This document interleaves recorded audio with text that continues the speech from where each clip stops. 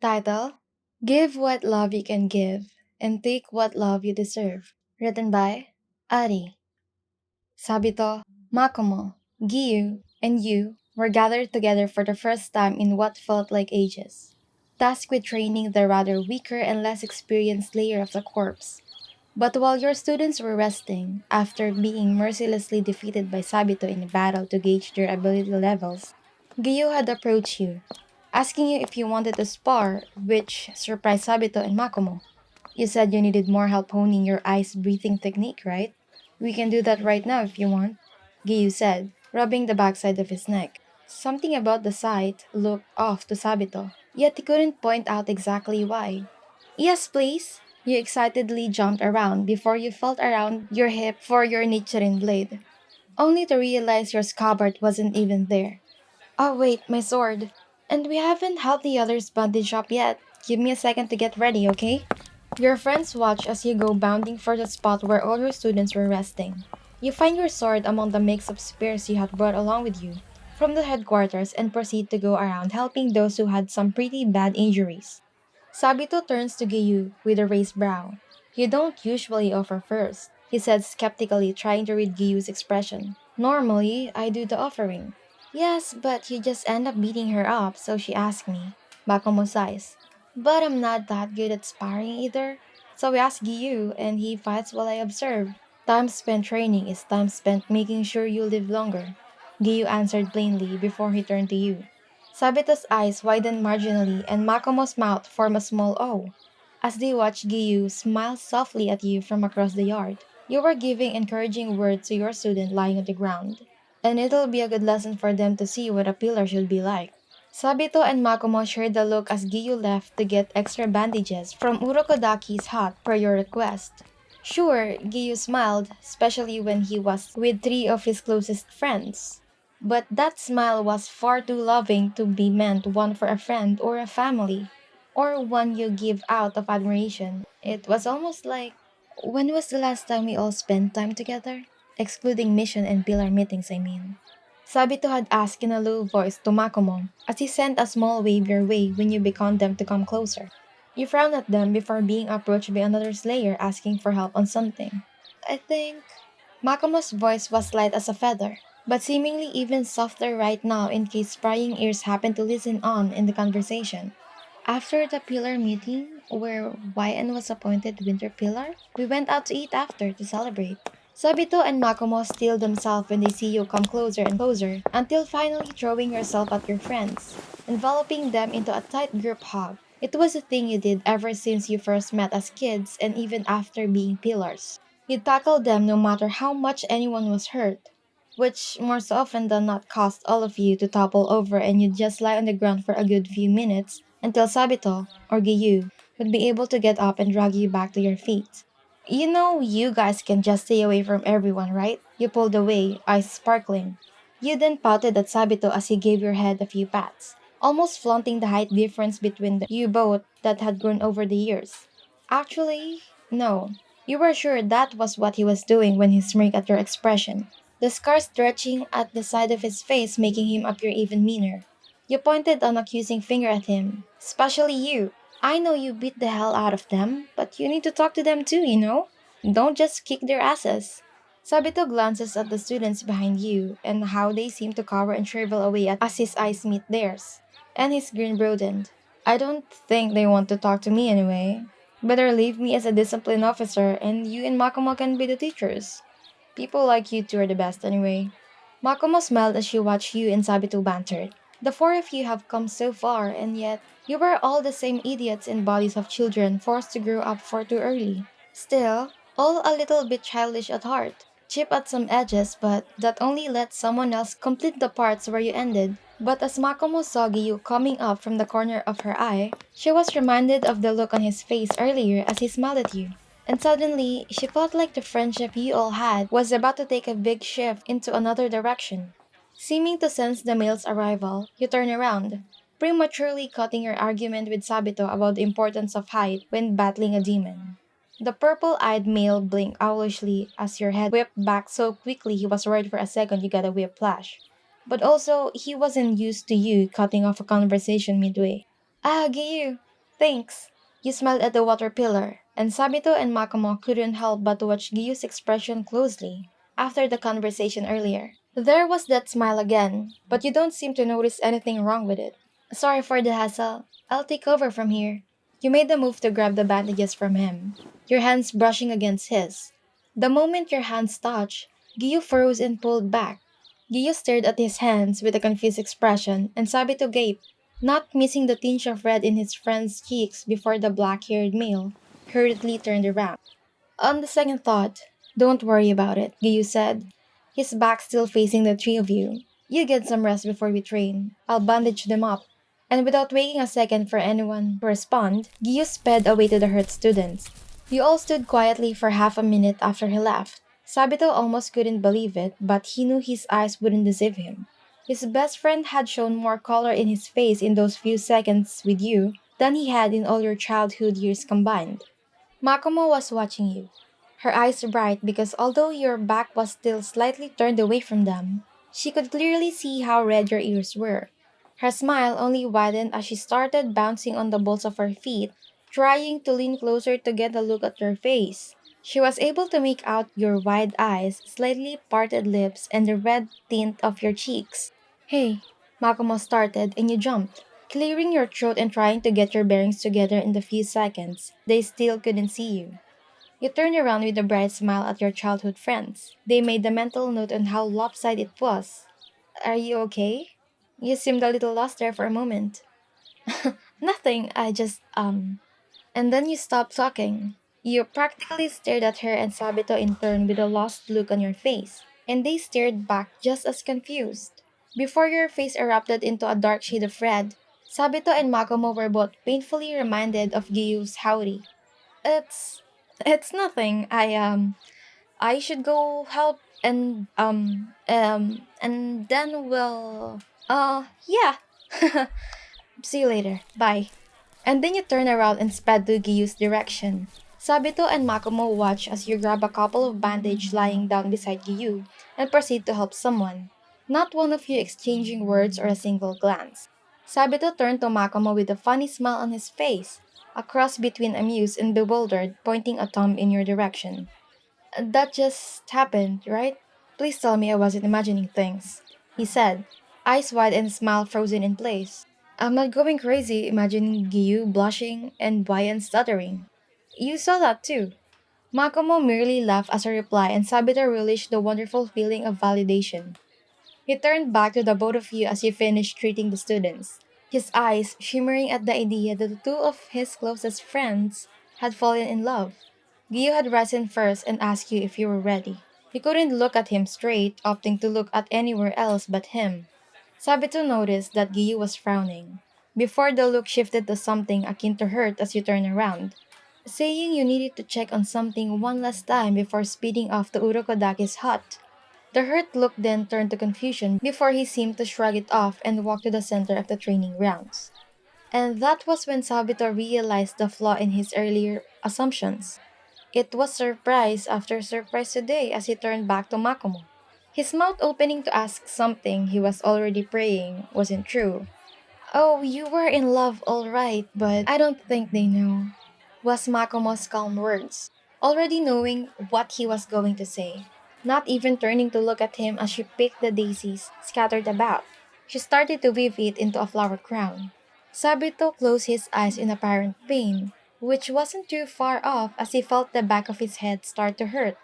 How could the both of you not have realized? It was so obvious it was painful to watch. The pain only worsened as you began to spar. Sabito found himself making a mental list of all the things that not one of you had seemed to pick up on. First, Giyuu was obviously pulling his punches. Sabito could have sworn that child Giyuu had hit you harder in the past than whatever excuse for fighting was happening in front of him. He knew for a fact that Giyuu could have warned minutes ago, but by the way Giyuu was fighting, it was almost like he was afraid to hit you. He was more on the defensive than offensive, despite the numerous openings you had throughout the battle. Spirits, hear me. Sabito sighed for what felt like 100 times today. He felt more drained right now than when he took on the 30 students you were all training at once earlier. I beg you. Tell me I'm not friends with such idiots, please. Second, you seem to be distracted by something. As to what, Sabito could only guess. But by the way your eyes had never left or gone out of focus from Giyuu, he had a pretty good guess. Too late for that, isn't it? Makomo laughed, finding everything quite entertaining. You really were still kids at heart, just as innocently stupid as you had always been, and just as easily irritated by the look on Sabito's face. It's not like we can do anything about it. And third, Gyu had slashed harder at you. The hardest Sabito had seen since the start of the fight, which was a pretty low bar to pass in his standards. You lost balance after dodging and tripped over the uneven grounds. Normally, you would have had no problem staying on your toes, but since you had been so distracted by something, you fell. The look on Giyu's face made it seem like he had actually stabbed you as he rushed to your side. He helped you sit up and was checking on every side visible surface for a wound, despite your flustered reassurance that you were fine. No, no, we have to do something. Sabito buried his face in his hands as your students came forward to make sure you were okay. Giyu's anxiety for your well being rubbing off on them. They are actually getting distracted in battle. I don't want to hear that one of them died for something as stupid as that. Makomo hummed, giving her partner a tranquil, closed eye smile. Are you sure that's the only reason? Sabito lifted his face from his hands. Look at Makomo's calm face, then at Giyu's and YN's retreating form as the male lead the blushing female by the hand to Urokodaki's hut, unconvinced that she was alright before turning back to meet Makomo's glittering blue eyes. If we don't do something quick, I think that would be much more merciful than watching them skirt around each other. Sabito muttered darkly. Makomo giggled, placing the flower crown she had been weaving on Sabito's head. What do you suggest then? Sabito seemed to be deep in thought already. The only indication that he was partially aware of his surrounding was when he fixed the flower crown on his head before it slipped off. How about you? So far, all I've got is to tell Giyuu to man up and admit his feelings already. Well, that could work, but you might hurt his feelings if you go at it like that. Makomo wiped her hand over her flower printed howdy before stretching. Let's take a calmer approach, okay? Ryan usually speaks her mind easily, so I'm curious why she hasn't said anything yet. Not even to us. And Giyuu doesn't look like he realized what he's feeling yet. Sabito frowned, but nods nonetheless. Alright, who's first?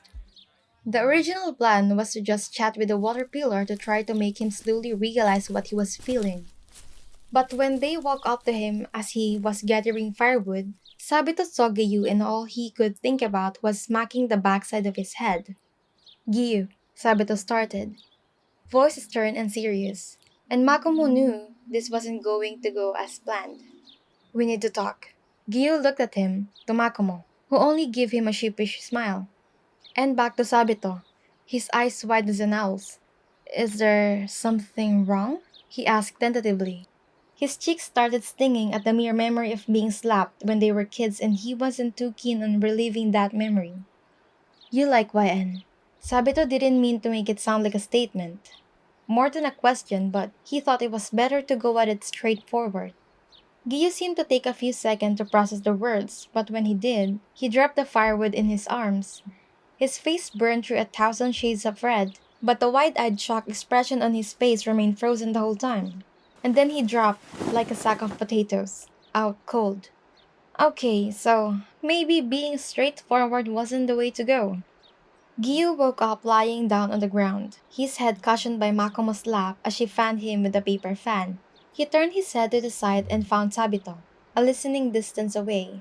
His back was facing them. Giyuu, I need you to listen to me, okay? Makomo smiled down at him as she continued to fan him. His face still felt warm and his head felt light. Try not to faint this time. Sabito and I noticed you've been acting a bit weird recently. She started slowly. You smile and talk more when Wayan's around.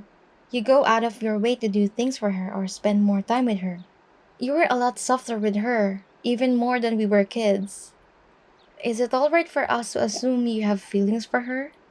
Giyut tried to slowly swallow Makomo's words, and he was thankful she let him think in peace for a while. He thought about all those times he felt weird around you. He felt immediately better as he spent time with you, Or when you smile and laugh at him, he'd feel warm and fuzzy. And when you'd grab onto his howdy as you'd weave through busy streets, scared of losing him to the crowd, he felt like his chest was going to burst. That made sense. He liked you. That explained the feeling, but no, he said out loud. And he looked just as shocked as Makomo did. He tried to gather up his thoughts the best he could. No, no, I can't. I shouldn't. He sat up and looked instinctively to where Sabito was. His back was still turned to them, but his shoulders were stiff. Why do you feel like that? Makomo asked. Why can't you? Why shouldn't you? She. Giyuu couldn't breathe. Like the mere idea of what he was going to say was strangling him. She deserves someone better. And I don't think she can like me past a friend either. Huh? Giyuu jumped, turning to see Sabito standing over them. The look on Sabito's face caught him off guard, especially since he looked and sounded so angry earlier. His eyes were soft and his mouth was turned into a fond smile. It was like a parent smiling both lovingly and patiently at their child. If you looked just a little bit harder, you'd know that wasn't true. Guy was silent, not knowing how to reply. He seemed to be lost in thought until Sabito offered a hand to help him up. This is why and we're talking about, Sabito said, hoisting Giyuu back to his feet. She doesn't see people in terms of more or less. And you shouldn't think about yourself like that either, Giyuu. And then Sabito and Makomo left him to think on his own. Sabito realized after talking to Giyuu that Makomo had more tact in talking about these things.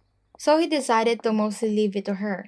He waved you over as you took a break from training the students. You ran over to them, smiling as bright as ever. You opened your mouth to greet them when... So, you and Giyuu, huh? Makomo started, her face hardly changing from the tranquil one she always wore. Sabito blanched and your smile dropped. The pink-haired male turned to his companion, his face screaming for her to somehow explain why she thought being straightforward was the answer when Giyuu fainting earlier was just fresh in their mind. Makomo made no hints that she noticed him, only continuing to smile serenely at you. Sabito watched you hard, waiting for you to drop just like Giyuu did, but was surprised when you let out an awkward laugh. You rubbed the back of your neck, another hand playing with the hem of your howdy, and your face was lit up a pretty shade of red. Was it that obvious? You asked meekly, not able to bring yourself to look them in the eye. Sabito couldn't help himself as he answered. Painfully so. Yes. Your face burned even redder, but you still haven't fainted, so Sabito mentally gave you points for staying conscious. You laugh again, trying to ease your tension before mustering your courage to look at them. Please don't tell him. You started, and you looked back down at the shocked expression on Sabito's face. That's not exactly your business, Sabito sighed. But if you tell him how you're feeling, and he likes you back, then he doesn't. I know he doesn't, okay? Because I am, and he is. And then you stopped again. Sabito wordlessly took the paper fan from Makomo and just started to softly fan you. The lack of words coming from you combined with how red you were getting, the more Sabito was worried you were going to drop. He just think of me as his childhood friend and his fellow pillar, nothing more. What if he likes you though? Makomo asked, hugging you. You refused to look them in the eye and seemed to not even register Makomo's hug. You know how he is. If he doesn't know how to say it, he won't talk at all. What are the chances of that, though? He whispered, gripping onto the ends of your howdy tightly, eyes strained to the ground. Sabito hasn't seen you do that since you all made it out to the final selection, and the sight made him want to stop where this conversation was going and just comfort you before you started crying. I don't think my heart would be able to take it if he turns me down.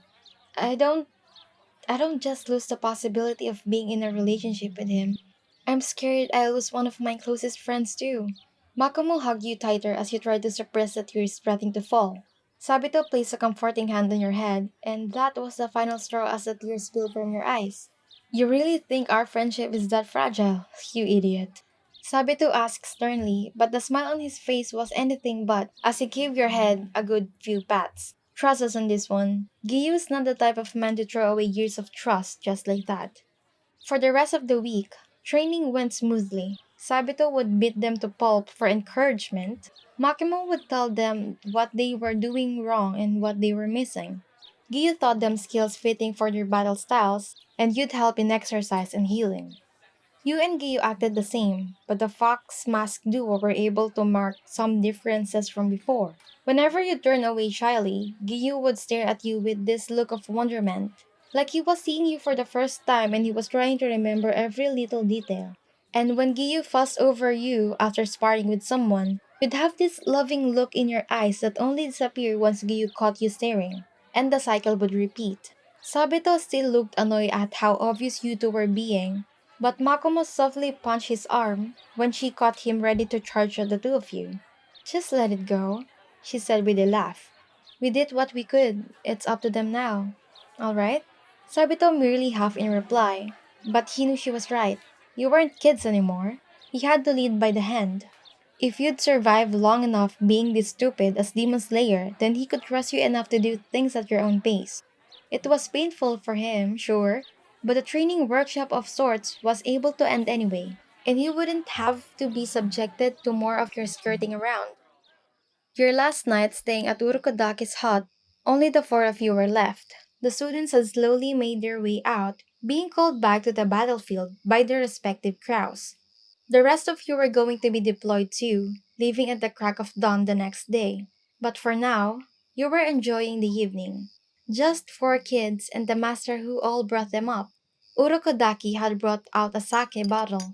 A man had gifted to him after helping him fix a broken cart and decided to celebrate a little bit, as you never got the chance to, for all the events that had come and gone. Sabito found himself recounting stories of when you were all still in the training to help lift the mood.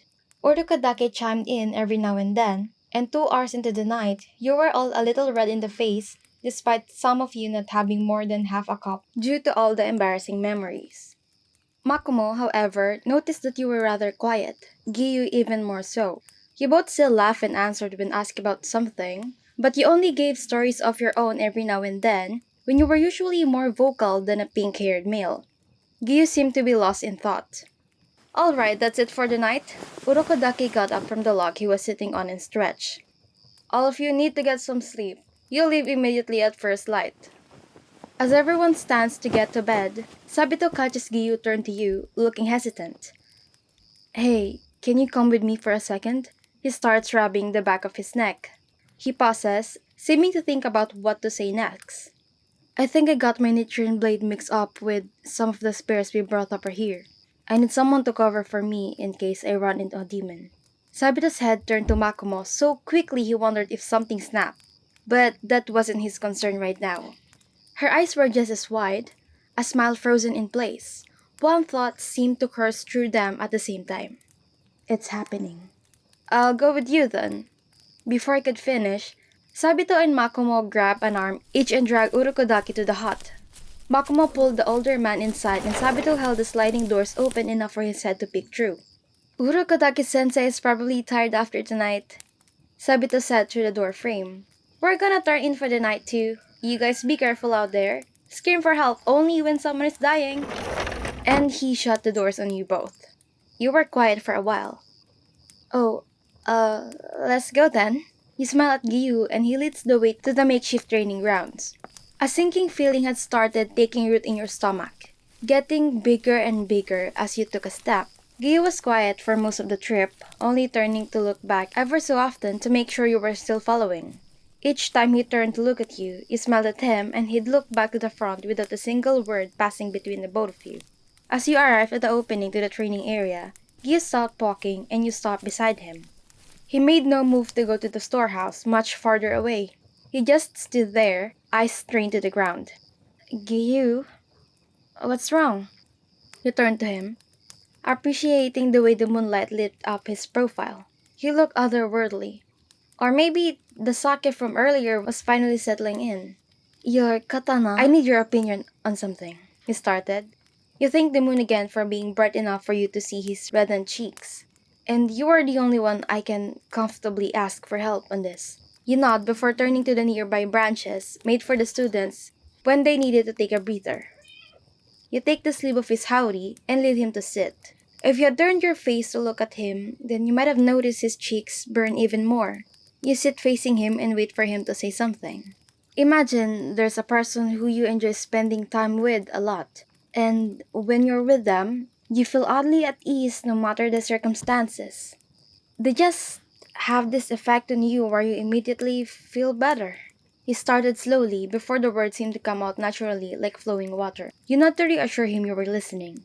It wasn't that hard for you to imagine such a person, especially since he was right in front of you.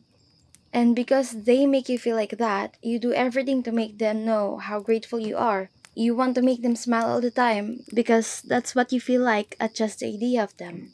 But then you realize that's not enough for you because now you want to be with them for as long as you can, completely by their side, he says, and seeing his face fall suddenly made you want to hug him. But if you do that now, you were afraid he'd stop talking. But you were also worried because what if they didn't feel the same way you did when they were with you? Or maybe they felt like that with someone who wasn't you. Or maybe they do feel like that with you, but you feel like they deserve more than what you could give. He sighed, his breath shaky, and when he met your eyes, you crumbled at how close he looked to breaking. If it was you, would you tell them how you felt? Would you give it a try? It takes a second for you to process what he's saying, but when you do, the sinking feeling in your gut shoots up and clenches at your heart, crushing it in its embrace. He liked someone. He was asking for love advice. At the thought, you smiled through the burning feeling coursing throughout your body. You couldn't breathe. You were drowning on land, and even if Guy noticed, you wouldn't be able to explain why. You really think our friendship is that fragile, you idiot? The memory of Sabito's smile and Makomo's hug jars you into breathing. You breathe in deeply, relishing the cold night air. You were a friend first before anything, and if you had to remain as such, then you would. I'd tell them, you whispered. A part of you screamed to stop, to turn back, to tell him not to try. It screamed for you to save yourself, but you couldn't do it. No matter how crushed you were, you couldn't do it to him. Even if it hurt after. At least I tried, right? They'd know how happy they made me. They'd know how I felt. Even if it was painful. I'd want them to know I cared a lot for them. If they already have someone else they saw like that, then I'd let it go. I'd be happy knowing they were happy. And if I was worried if they deserved more, then I'd still give them the best I could. In the first place, they welcomed me for what I was, right? Then I must have been enough for them.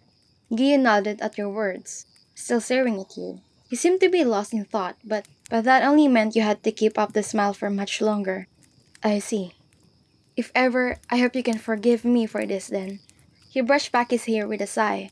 To your surprise, he inched closer on the bench until your knees touched. He reaches over and took your hands into his, placing them on his lap. He brushed a thumb over your knuckles before looking back to your eyes. He really did look like a spirit. I just told you how I felt, but let me say it properly. Giyuu started clearing his throat and his face was burning redder than ever. I like you. I have for a long time now, really, but I didn't realize what I was feeling until someone had to explain it to me. And when I found out, I was scared to admit it. I still am, but after you said all that, I. He doesn't get to finish because you were already crying. He doesn't know what to do. Gyu holds your hand tighter. He was expecting for his feelings to be unrequited, but he didn't think you'd cry. Before he gets to say anything else, you throw your arms around his neck and bring him closer. He doesn't even have the time to be embarrassed, more worried that you were still in tears, until he heard you choke out a laugh. You had me worried, you idiot! You laughed through the tears, thinking whatever higher being was listening to you right now for hearing your screaming heart. I thought you were. I thought you. I thought I was. I hate you so much right now, you know that? Gyu deflated in your arms, but still nuzzled into your warmth. He'd have that at least. Oh, so you don't. You pulled away enough to look at him straight in the eyes. Despite the tears, Giyuu thought you looked as lovely, bathed in moonlight as you did under the sun. I like you too, Giyuu. You laughed, before sniffling and burying your face into the sleeves of your howdy.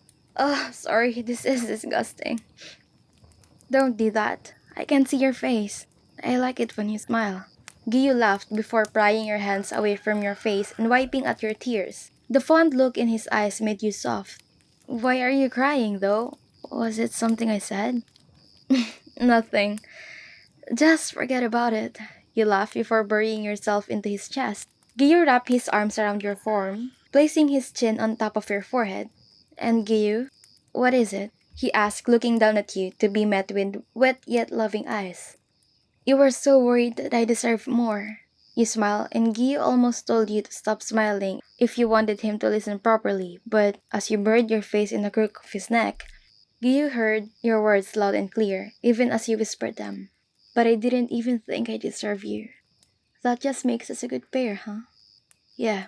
You don't see the smile, but you hear it in his voice. Finally! You and Giyuu jump at the sound. In a split second, you had unsheathed your katana and pointed it at the source of the sound. Giyu's hands were still wrapped protectively around you. The bushes behind the bench where you were just sitting rustled before Sabito and Makomo popped out, stray leaves clinging to their hair. I better not have to watch you two making kissy faces when the others isn't even looking anymore, got it? Sabito grumbled, stepping out of the bushes with effort. The branches clinging to his howdy. He pointed at Giyuu. And you, if you ever pull your punches in a fight again, even if it's with YN or your girlfriend or whatever, I will hit you. Got that? Giyuu hummed, placing his chin over your head again, suddenly more relaxed. Got it. Now you just have to watch me kiss her in front of you. Sabito curled a fist and swung at Giyuu, but the black-haired male easily maneuvered both of your bodies out of the way, still holding onto you like a lifeline. If I knew you were going to be a little shit, I should have told Makomo to throw you into the river when you fainted. Your head whipped to look at Sabito so quickly he faltered. And then you look at Giyuu, who looked back at you blankly. Turned again to Makomo, who smiled at you sheepishly. I didn't, if that's what you're going to ask. Makomo laughed eerily. You fainted? You turned back to Giyuu, worry lacing your voice. Why? What happened? I told you someone had to explain to me what I was feeling for you. Well, it was them. They pulled me aside during training to talk to me. Giyuu grumbled, burying his head in the crook of your neck so you couldn't see how embarrassed he was. You could still see his red ears, though. I ended up fainting. What? You glanced at Sabito, who was still frowning at your significant other. You too? Giyuu lifted his head, confused. What do you mean, you too? They talked to me too, this week, you said, a light blush dusting your cheeks at the memory. About me and you. She didn't faint though. Sabito clicked his tongue. Unlike someone. She just cried, Makomo added, and Sabito froze as Giyuu turned to him with the most chilling look he's ever seen the male give him. You made her cry? Giyuu asked, and Sabito felt the air grew colder as Giyuu let go of you and took a step closer to the pink-haired male. Oh, shush. She cried with you too, Sabito retorted, standing his ground. Before anyone could say anything else, the two of them were pulled apart from butting heads by Urokodaki, who seemingly appeared out of nowhere. I thought I told you kids to go to sleep, he muttered darkly. Go to bed already. He then made his way back to the hut, each hand pulling at a male's ear. Sabito and you were grumbling and stumbling over their feet the whole way back. As you and Makomo ran to catch up, you noticed one of Gyu's hands seemed to be reaching out for the open air behind him, seemingly looking for something. You giggled, realizing what he was trying to do, and intertwined your hand with his. Gyu continued to try and break free from Urukadaki's hold with his free hand, but since you had to walk close behind him to hold his other hand, it was almost impossible for you to miss the redness of his ears. You also don't miss how tightly he returned the grasp. Makomo lags behind as she watches Sabito fighting off Urukadaki and the small display of affection between you and Giyuu that goes unnoticed by the rest. She blinks and for a second, she sees a younger Sabito, trying to challenge Urukadaki to a fight while Giyuu leads a grumbling you by the hand, consoling you the whole way back after losing in another match. Sabito catches her looking and beckons her forward to join the group, and it takes Makomo a second to realize she's not looking at the younger versions anymore. Yeah, she smiles. Still the same.